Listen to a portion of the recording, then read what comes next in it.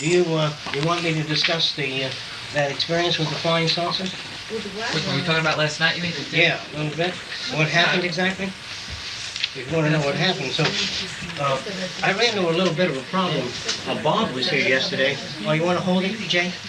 Bob was here yesterday, and he said that he brought up an interesting point. He said you can't demonstrate the fact that ESP doesn't exist. And instead of saying it doesn't exist, why don't you just say that we don't have any evidence to support its existence, and instead of saying flatly it doesn't exist. Now, a lot of people feel that that's a very valid point. I'd like to tell you a little bit about psychological fear that I have. I have tremendous fear of metaphysics. I know a lot of you don't know this, so you don't know me that well. Now, I have a tremendous fear of that whole area. Does anybody know why? You can't weigh it? No, that wouldn't give me the fear. Oh, it's a very threatening thing as far Why as is it threatening? Why is it threatening? Because, well, it could, it's not based on any type of physical representation, and it could turn into another Inquisition. Right. In other words, once I tell you my dead grandmother comes every night, she's only visible to me, and I may have, a lot of you people are probably not aware of things like this. If you are a particular kind of technician, your dreams are technically clear in whatever field you work on. Now, if you're metaphysical and you hardly know the difference between a ghost and St. Elmo's fire and a weeping cat and a dead child, if you have a child that died and you're very concerned and locked on, I said a Siamese cat is whacking away outside the window, you might say, Mommy, I don't know what you'll hear with your metaphysical background, and I'm very much afraid that once I turn around and say, the devil has possessed you, I feel it. The whole fucking country can go insane. And so metaphysics to me means people go off the deep end by their beliefs and inclinations with less and less verification. You know, you're a witch. I'm a witch. You're a warlock. The powers have been given me to heal you. And so you get all kinds of shit, all varieties of it growing in different directions. Then you get a guy called the True Warlock. Another book will come out. The phony warlocks. The warlocks that are low-grade warlocks with a high-grade warlock. Like in metaphysics, you've got such terms as the lower astrals, the fourth root race. Let me give you a little metaphysical shit. Sometimes when I put my pipe down here and I go in there and get a glass of water, I come back, it's not there anymore. You ever do that? You know you put the fucking thing there. Well, the real story is this, that I'm preoccupied when I'm working on it. Jesus Christ, I gotta get a book and all that. I put it down, I don't remember that, because I'm thinking of the book. That's what happens. And I usually put my pipe there. But if I put my pipe down and say, now fresco, it's in the pencil rack. I never forget it. But I don't do that, because I usually say, the coffee is overflowing. I run in there and I don't know where I put it. Because this is the only available surface. Since I don't look, some people are so conventional, they couldn't put a pipe anywhere but in the ashtray. Because it says ashtray. They respond to the law like that. So what happens is a lot of people don't operate in disciplines a certain way. And if you get into this root race shit, I can think some lower astrals have come around to harass me. You know what I mean? Now in Hawaii, in the South Seas, they have them too. They're called the mini-hoonies. They're little people. And they'll solve a problem for the natives. If they have a problem, then they'll all go away. And they say, what happened? Everything seems to be fixed. The mini-hoonies did it. See? Or everything is not going well. Well, mini-hoonies usually fix things. And in Ireland, it's the leprechauns. Now, I can turn around and say that goddamn fifth root race, you see me? Or I put this glass of water here, I know I put it there, and I go in the other room and I come back, it's on the floor. I said, goddamn lower astrals. Now, if you think people die and come back to harass you, then God is criminally insane. In other words, if these people can organize and come back, the first time put his pipe here, if this is all they've got to do, if this is the highest form of life called man, I know that a pig doesn't come back to do that. And if man comes back to harass me and take this fucking pencil and put it there, then the shit that people believe in is so fantastic. They believe that we are the fourth root race and that we're evolving up and up to become one with cosmic consciousness, one with the Godhead. Now, a lot of these people believe that all people are gods unto themselves in the process of evolution, and they're evolving. But they have to let go of material things, because material things interfere with the spiritual. Now, such things as lust and wanting money and power, all of that interferes with your carefree love of life. And you will find a correlation, I think you might if you come here often enough, between what I say and not all of youth, but a great deal of youth. At the university level, a lot of college kids still believe in war, in a world free of war. They'd like to see a world in which there's peace and harmony and warmth and love. Now what happens to these kids when you start talking about a world without profit and without fighting? They stand up and they do this. Once they get out into the world and get their business going and start smoking these 50-cent cigars and get a Mercedes, a Cadillac, big house and going for a yacht, and you say, what happened to the anti-war shit? I was a kid then, you know. So what happened is we get involved in the business world and all those things are gone. That's why on a university level, not in all cases, but a certain percentage of the students will get up and say, what can we do to end pollution? The adults, we've always had pollution and you're always going to have it. And they've been beat down and shit because as kids they came up with their ideals. They wanted something new and the guy said, yeah, not in our time, and kept harassing them continuously. So people don't push anymore. You know, oh, what's the use? And what happens is they flatten you out. It's like breaking a horse in. You know, you get on the horse and he tries to knock you off, and you stay with it. Pretty soon the horse doesn't try anymore, some horses. So you've broken that horse. Most of us, when we get to be about 30 or 33, we're broken. We just don't have any fight left in us. So that's why you equate youth with the future or youthful ideas. What happens is, I try not to associate with people my age. I'm nearly 60. And if I associate with people my age, what happens is they usually run me into the ground. You know, let's go for a walk, you know. So I sometimes am walking like they do. So I try not to associate with them. Now, a lot of people don't understand. Well, look at that goddamn Fresco. You know, he goes out with people half his age, and that isn't right. They think that way. And I want to tell you something. I want to try to get this message across to you. If you, when you get to be about 70 years old, a flower is still going to look pretty to you. It's not going to look shriveled up. When you get to be 80 years old and you see a beautiful sunset, it's going to look just as beautiful. And when you meet a nice person that you like to talk to, somebody pleasant, whether they're 70 or 9 years old, you like them. And so if you're not sick, if you haven't got half your organs rotting away, you will be able to jump around and walk around, do many things. And if you read a lot, your enthusiasm and ideas will be the same. I think that using the term youth is a state of mind. It's an attitude. I really believe this. I believe that a lot of people get married, have kids, and then they act their role. If you give a student a book and say, you're now 37 years old, say the person's 16, and you're telling the children not to come in too late. Now, don't forget, children, when you get it, they do that, they read it right, as they should. And then you ask children to imitate their parents and say, now, you've had too much ice cream already. And they know just what to do. And I think that what we do is play the fucking role. We go to a movie, and the guy's 40 years old, sits down, he reads a newspaper, and he doesn't look at his wife anymore. She never sees his face in the morning. Now, in the early days, when they're first married, you know, they hug each other, pick each other up. And then after a while, all she sees is the newspaper. And he says, you know, he's reading the sports page, and she says, you don't talk to me anymore. He said, well, what are we going to talk about? And so what happens is we keep getting off and pulling into ourselves because we find it takes too much effort to deal with another person. In the early days, youngsters deal with each other. So, you know, what do you want to do? We'll go swimming. They both go swimming. Or they go to the library together. They go to a movie together.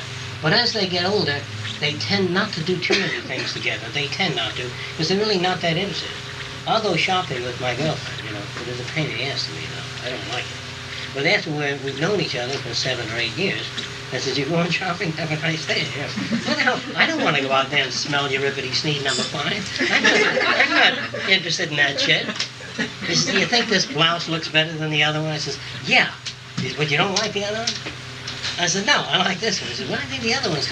I don't want to get it. If you like them, take them both or leave one behind. But don't make a fucking issue of them while the world's falling apart. I don't like to go shopping. I don't give a shit whether your shoes have 9 straps or 11 straps. I really don't give a shit.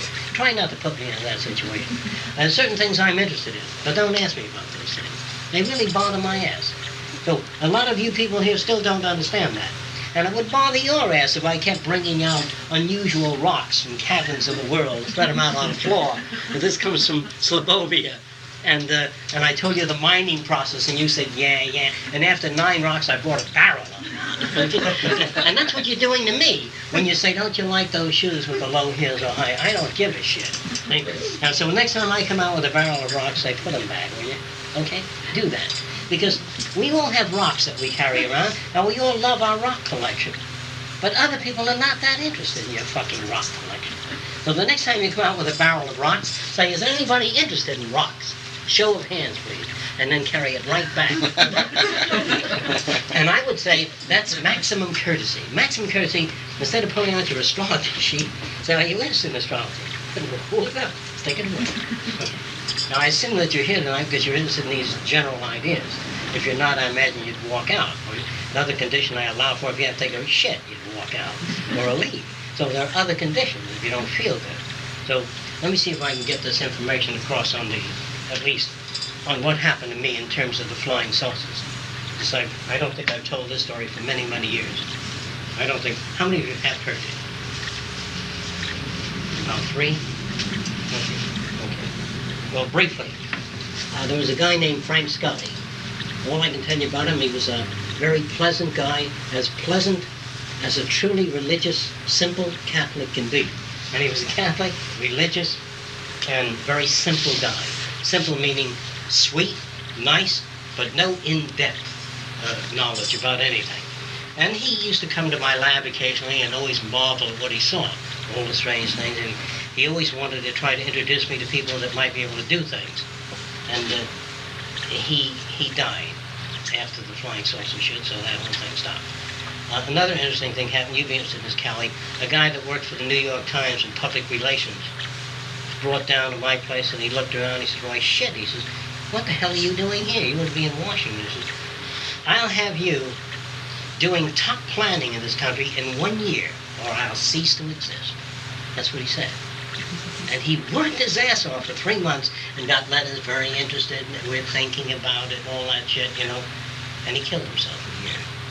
The guy picked up the phone and said, Fresco, this guy killed himself. Because he knew he can get this thing on the road. And I try to tell him that it sounds clear and logical to you, but out there, it isn't that clear or that logical. All right, with the Scully was going to do a book on flying saucers, and he said to me, how can 5,000 people in New Mexico see something go over and it amount to nothing? And he says, and then you get reports coming in from all over. Can all of that mean nothing? Can you say that, let's say that there's 80,000 sightings in the past 10 years. Are not 2 or 9 of them authentic? He said that. I can't help but believe there must be some saucer activity. And he went on to tell me about the pilots and their experience and all sort of shit. And he asked me what I thought of flying saucers. I said, I think they're good aerodynamically. I think it's an excellent form, and a very excellent form for extraterrestrial flights, propelled a different way. I like the shape, and I've always been interested. And he got in touch with me because in 1931, I flew a flying saucer, about 3 feet in diameter.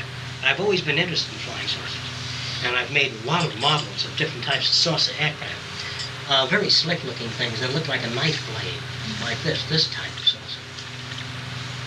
This is the blister. And there was a bunch of blades built in the saucer, like Venetian blinds.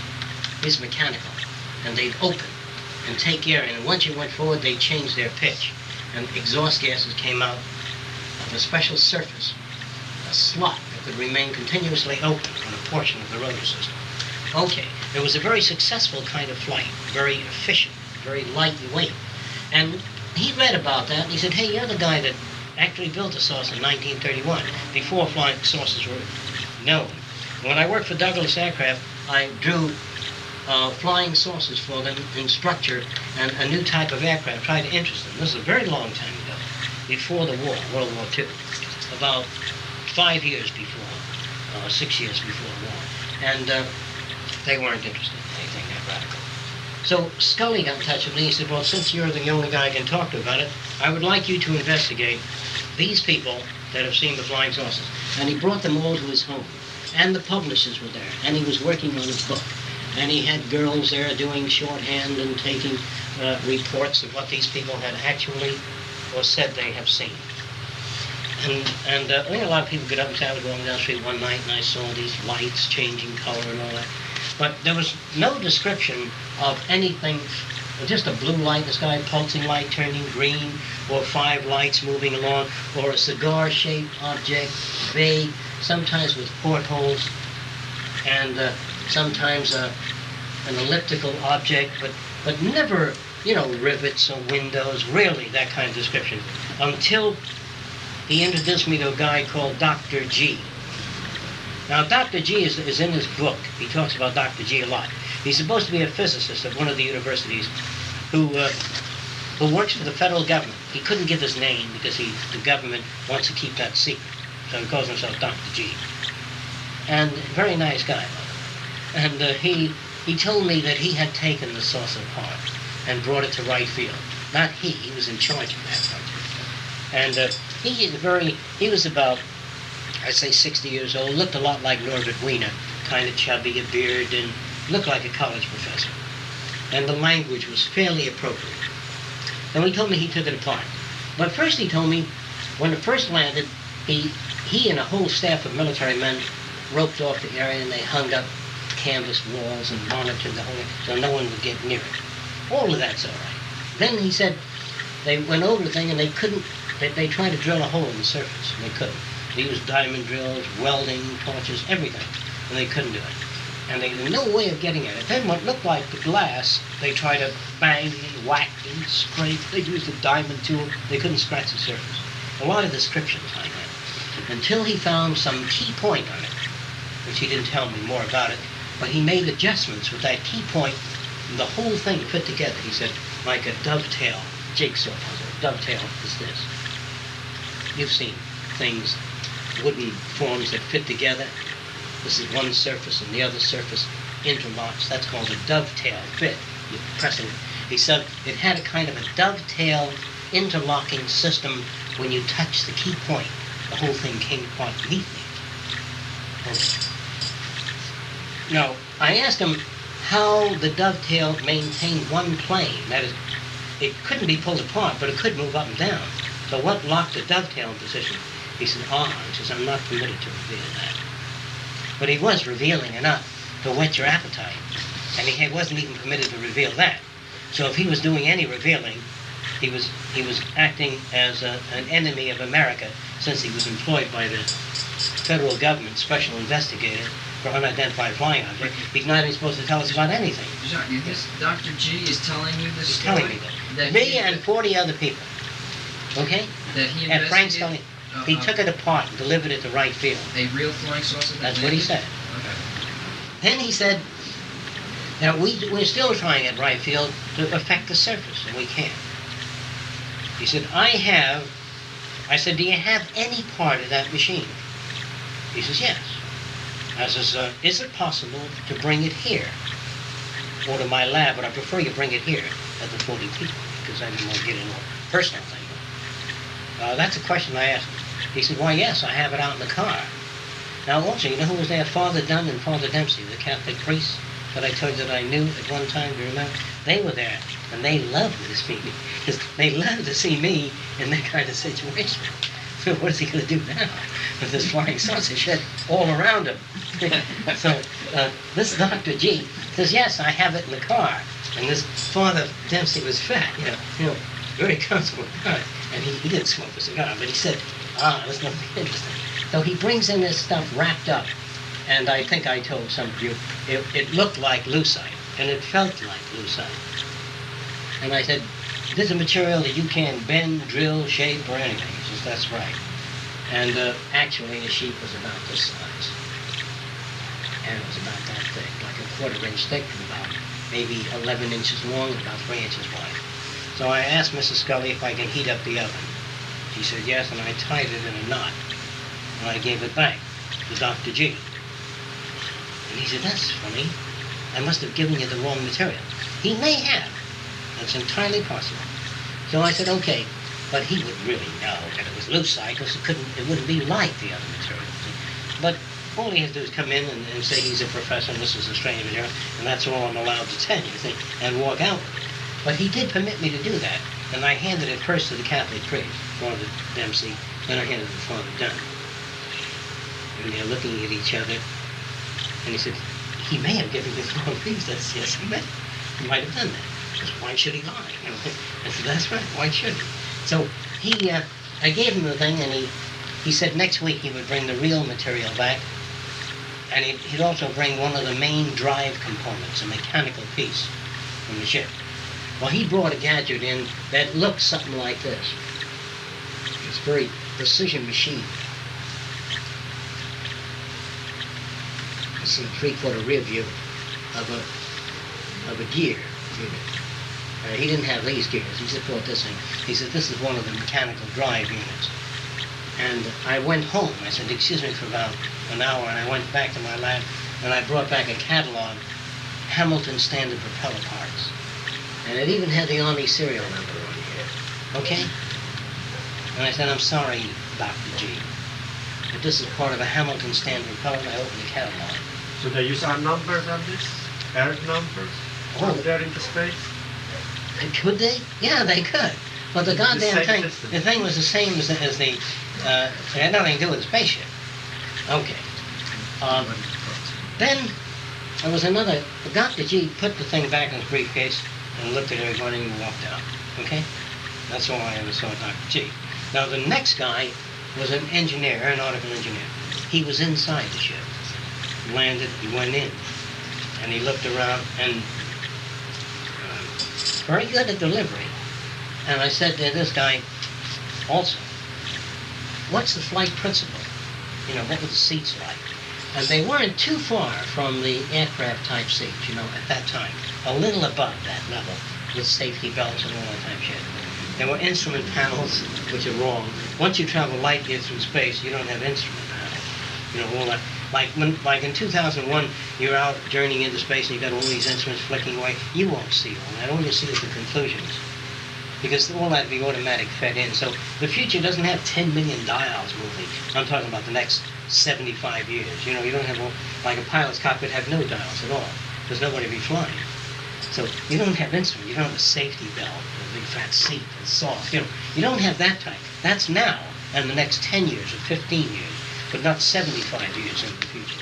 So he said it had an unusual power plant, this gun. He said it was an electromagnetic induction drive. And I said, well, show me what the power plant looked like. And he said, well, it was covered. I really couldn't see what it looked like. I said, how did you know it was an electromagnetic induction drive?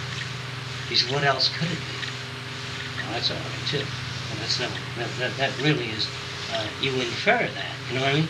Obviously, if people travel through space, I might say they must have some means of suspended animation if they can travel 300 million light years. They must have some way of handling waste, or else they must have a way of turning themselves off. So I asked them a lot of questions about it. The questions did not fit. They did not fit the sophistication of the journey in the ship. Then I asked them, when they went in, was the door hinged? What type of hinge? Was it like a bank door, vault door, with steel prongs that come in and lock? Did the door split? Was it like a camera iris that opened up? I gave them a lot of ideas. What kind of door, and how did they hinge it? Far out. It was just a big fucking aircraft hinge type thing. You know, and they couldn't even do a better job than that. Okay? And so I said, okay, now I'm very much interested in another thing. The windows on the spaceship. You told me there were several portholes around there. Could you see how the glass was set in the frame? You know, was there a retainer ring with 17 screws? Was it a ring that spiraled in and locked? How was the glass held, and what was the sealant like? You know, because I'm interested. He said, well, he went on, since he was an engineer, he made a retainer ring. He says, it looked like neoprene here, and there was a new type of screw that looked elongated here, around here. Hell, that wasn't any good, because we know the future will have transparent steel. But you won't have to have windows set in. The steel will be transparent where you want it transparent. And you don't have all these different materials. I'm sure, I mean, when you travel 100 million light years, when you've reached that level of intellect, you don't have a seat with a safety belt. You know what I'm talking about? It's like a baboon flying a rocket ship. It doesn't make sense. So, and then also, what did these people talk about? Well, they wanted to know our culture, and they wanted to know, what we thought, and they wanted to know Milton, the poet, more about him. This told you a little bit about the guy's interest. He was literary, And the things that they talked about were awful. Until I ran into this other guy, this engineer, it became very normal things, not too far from Buck Rogers. So I can say that his description of going in a flying saucer and description of the interior did not fare with what I think the future would be like. Now, could there be a flying saucer with safety belts and like that? Yes, it's possible, but I would not think it's possible from my kind of terrain that it travel light years from space, like he said. Now, the other guy, Orfeo Guglielmo or Guglielacci or something like that, he was walking down Riverside Drive, is what Frank Scully told me. And a crystal, like a huge crystal, shaped something like this, according to Orfeo, landed, quiet, right down, and a door opened. That's Orfeo, welcome. And he stepped in. He was a little Italian guy. He stepped in the thing, and he says, before he knew it, he could see the earth going, and he traveled all through space in 20 minutes. They took him on a tour.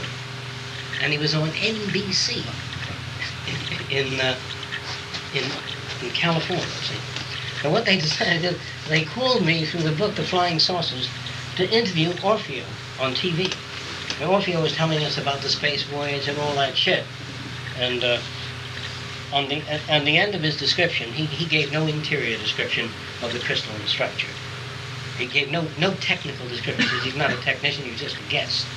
These are little green people, you know what I mean? And, I think some of you know about the monkeys that were shaved. Do you know that? What? Some idiots kill some monkeys and shave them and put them near a burnt out area where they had a circular burnout area. That was in France, wasn't it? Here too. Oh, here they too? shaved the That's monkeys, happened in and France. they took them to right field. This is true. They did. They didn't get that far because they knew they were monkeys right away. Did you ever see pictures of the shaved monkeys? They look pretty good. Monkeys do look like humans, but you had to practically break the pelvic structure to straighten out the legs, But they do look pretty good.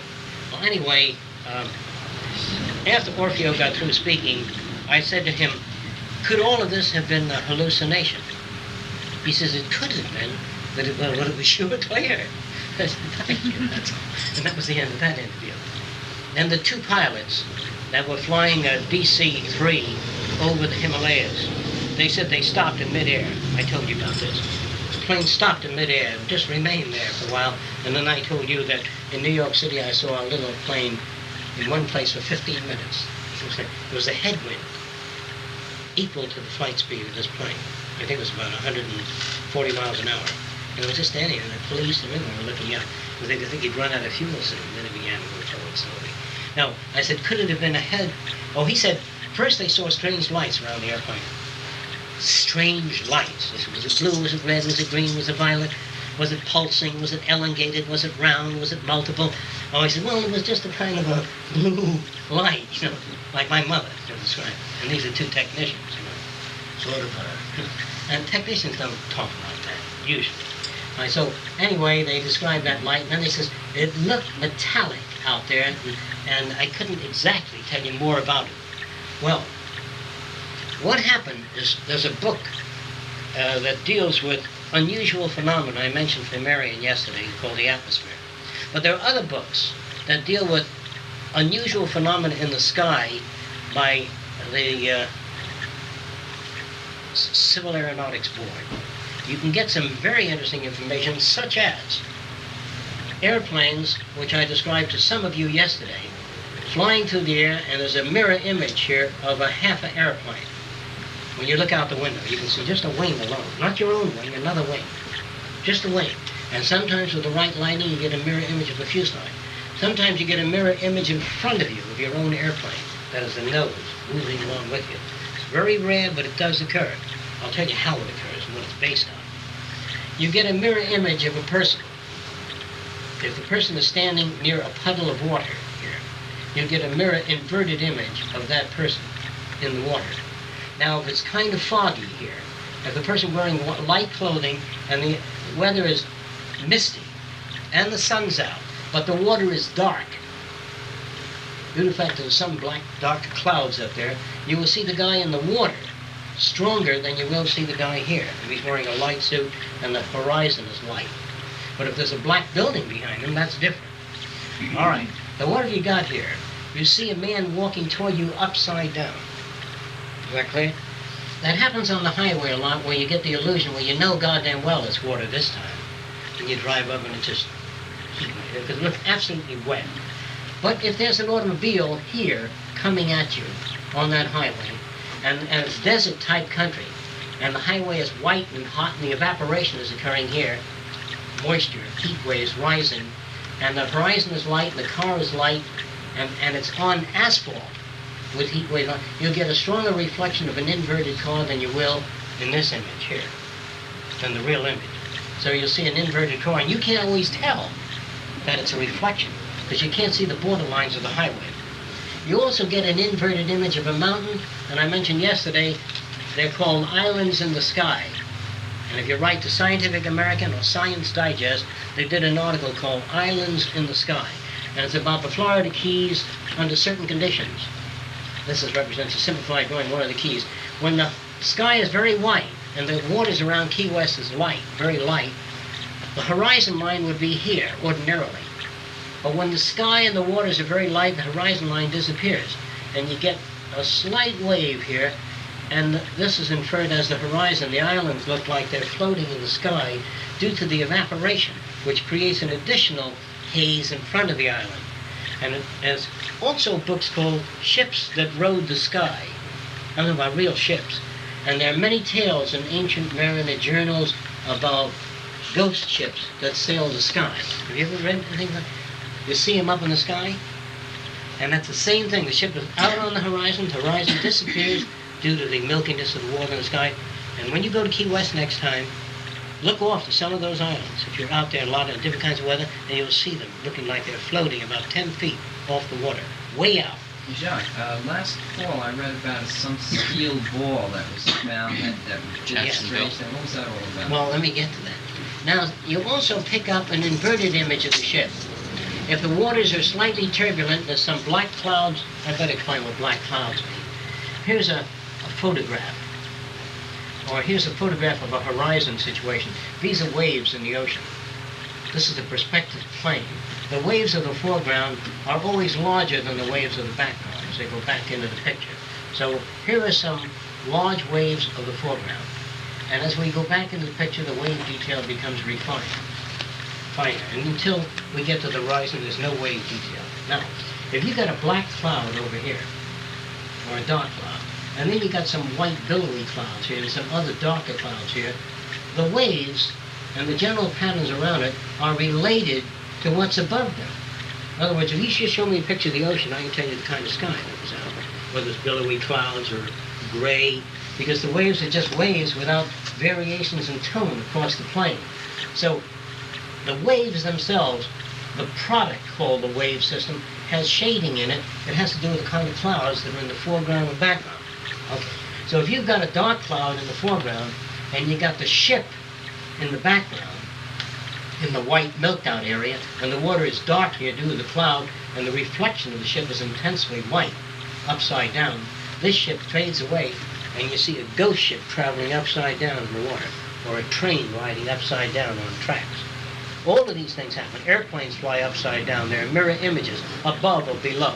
That happens, those of you that live in Florida that have traveled to Tampa sometimes, early in the morning, there's these are kind of simplified drawing of cabbage palms between here and Tampa. A lot of this type of palm.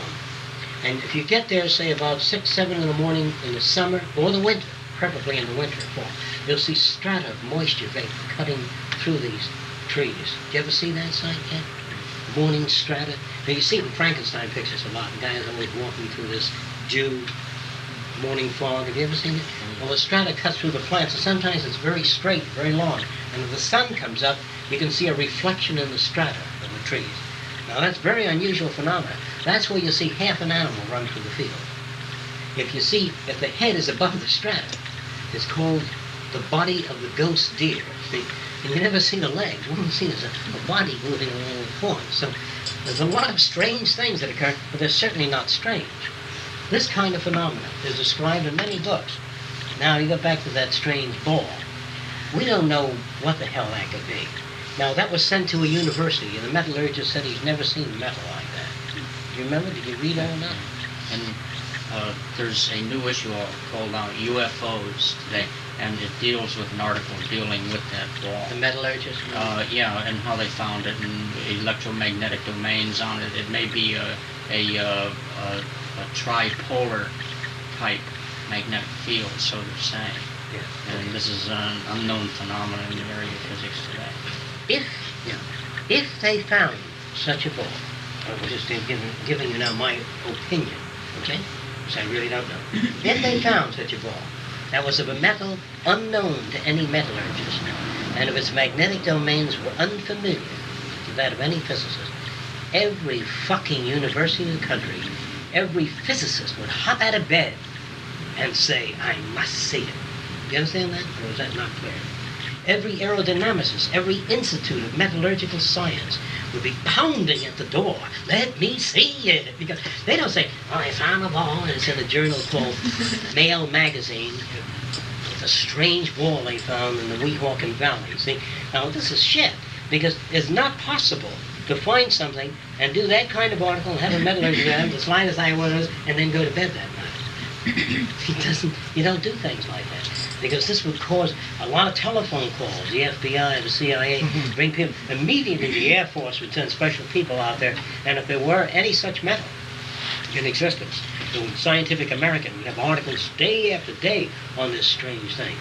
That's why, if any man ever levitated, like Hewlett Carrington tells me he saw, he said when he was in England, he saw a guy lying on the couch, float up, go out his own window. That's right. And come back in through the open fire escape hatches. He says, and he did not lie to me, as far as I knew. He was a very honorable guy. And whatever he told me, I'm sure he saw, but I'm sure the way he explained it is not the way it occurred. All right? Now, he wrote the book, Projection of the Astral Body. If you don't know what that means, it means that some people claim, or thousands of people claim, that they will lie down, they go through a special type of process which they breathe very deeply, and over a long period of time, first they relax from the toes all the way up, and they concentrate on this part of the forehead while they breathe, and pretty soon their own body stands up, and you can get off the bed and see yourself lying down. You know? And a lot of people describe this before death, that they stand back on the bed and they can see themselves, all the doctors bullshit, you know, it's only got 20 minutes to go, you know, and they can pick all that up. I think sure you must have read that. That article is standing, it appears many places. How I went to the gates of heaven. I'll tell you, the Enquirer is loaded with that shit. And this woman, the recent one I read a lot of that shit. I know you don't read. She said the streets were paved with gold. She said that with a straight face in the article. I was wondering whether it was 14 karat or 10 karat. You know, this is a strictly low-grade Earth system transfer. You know, it's like Jesus saying, you know, takes out a watch and says, is it real gold? I don't know, I got it in the front. Is it real gold? This kind of shit related to heaven. And the gates. It was really a fucking gate like that, she said. That type of Lots gate. of diamonds? Hmm? Lots of diamonds on it? I don't know, the diamonds, but they weren't imitations, I can tell you that.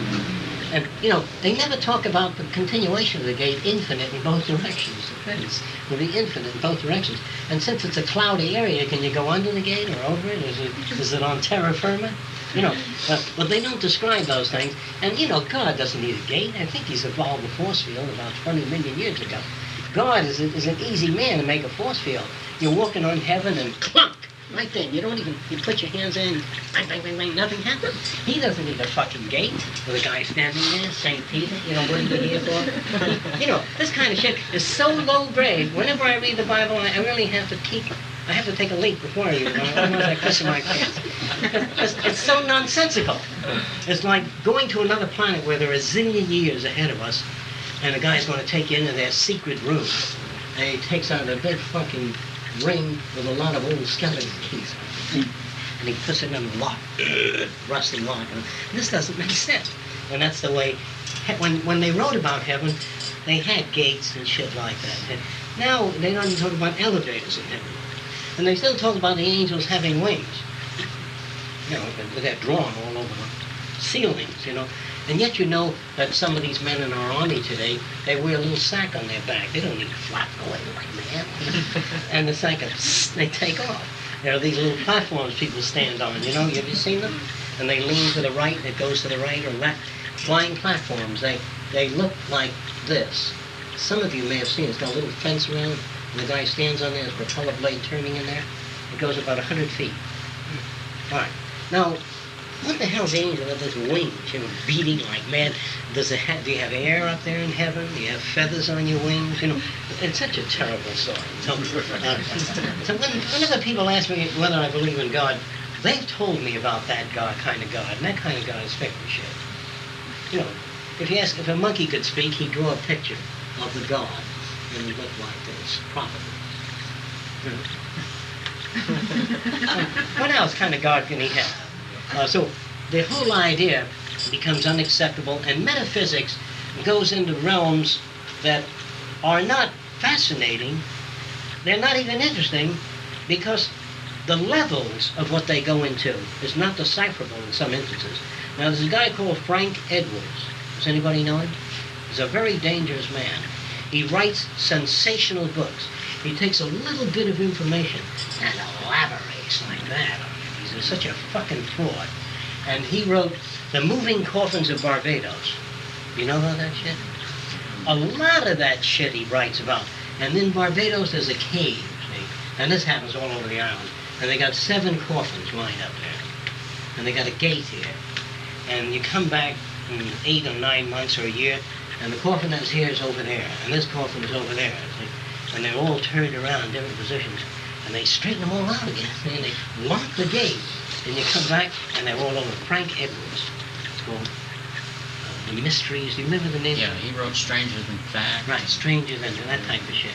And now, in Barbados, there's a lot of earthquakes. Like in Los Angeles, there's a lot of tremors continuously. And it's pretty hard to keep anything in one place.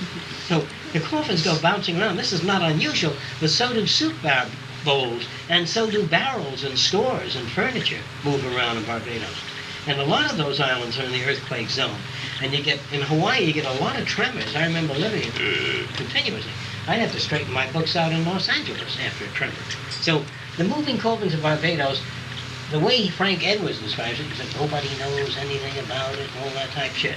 And another thing I want to brush through tonight, if we got the time, we got about 5 minutes or so, is the Devil's Triangle. Briefly. There's a place called Cape Hatteras. I think it's all about South Carolina or North Carolina? North Carolina. The waters are very rough out there. And all kinds of ships go down there because the conditions there are very turbulent.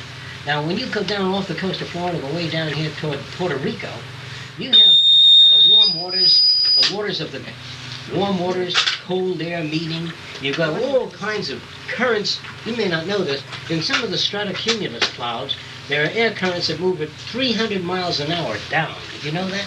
This is rare. Sometimes 150 miles an hour. Sometimes an upshoot in the clouds of 100 miles an hour. And that's why they avoid going in those tremendous clouds that pile up. Like, you ever see them when you're flying? You see gigantic clouds? You go into those clouds sometimes and really shake you to pieces, tear your plane to pieces. So when you get down in around Puerto Rico, there's a lot of those clouds, a lot of current. And usually, airplanes are welded or made of aluminum. And when they hit the water at full speed, they usually sink. And when you consider the sea, when you consider several hundred miles at sea and take a little boat, with all the coral heads that stick up, out here even in the West Indies, they'll rip the bottom of your boat open in no time. So there are areas of the earth, no question about it, where there's turbulences, down sprouts, upward currents of air, where more planes are lost than any other place. And they even tell stories about animals being lost on the desert, or tribes that went out there and never heard from again. I mean, it's a big area. But deserts have sandstorms. It's pretty hard to... They said there was a little village once in that desert 20 years ago. They never could even find the village anymore. Well, those goddamn sandstorms, they build mountains like 100 feet over things. and sand covers things very quickly. So at sea, on the bottom of the sea, a plane that's missing several years, there are all kinds of barnacles and fish living in it. It doesn't have a clear outline. There's green seaweed. It depends on where the plane goes down. So there are definite areas, like Cape Hatteras, where there's a lot of shipwrecks. And there used to be, I think, off Haiti. Remember the story, what's his name, the guy who used to wreck ships off Haiti and had the most dangerous game. Does anybody know that story? Well, this guy had a little area off Haiti, and he had a warning light system here, and there's some dangerous rocks here, and he always turned the warning light off and moved it, so ships would hit and sink. And if any survivors got ashore, he'd invite them into his castle, feed them well. No. Play hunter and hunted. Yeah, he'd hunt them. He'd give them a knife, and they'd run off into the jungle, and he'd hunt them. He's called man the most dangerous game. It's very easy to hunt a lion, you know, they have no way, no cunning. But man with a knife is pretty good, so I gave him 15 minutes to eat or a half hour, and then he went out after. In his trophy room, he had human heads hanging out there. You know what I mean? It's an interesting book in the sense that it puts man in that same position. And the interesting thing about it is that the character in the book is an interesting guy, because he raised a lot of questions about, you know, to have human heads hanging there. Well, we don't react that way. When I go to a friend's house and he's got a deer hanging there, a baby deer's head hanging up there, we don't react that way. We say, oh, what a wonderful collection. It should be shocking. Now, I just want to say this. If a man ever at any time demonstrated ESP once to any scientist, that scientist would have no peace of mind the rest of his life. He would be out there advocating the methods of finding it. There are even courses you can take in developing your psychic abilities. And I think you do much better if you try to read people, practice reading people and body language and subliminal communication, which I think you do much better at. And a lot of metaphysics is based on a lot of things that are not fully comprehended. But rather than give it a metaphysical assumption, it'd be much wiser for us to study these things and try to understand them. Okay, I think we have just about that time. So where is this place? Anybody want the address? Is it the wrong building where you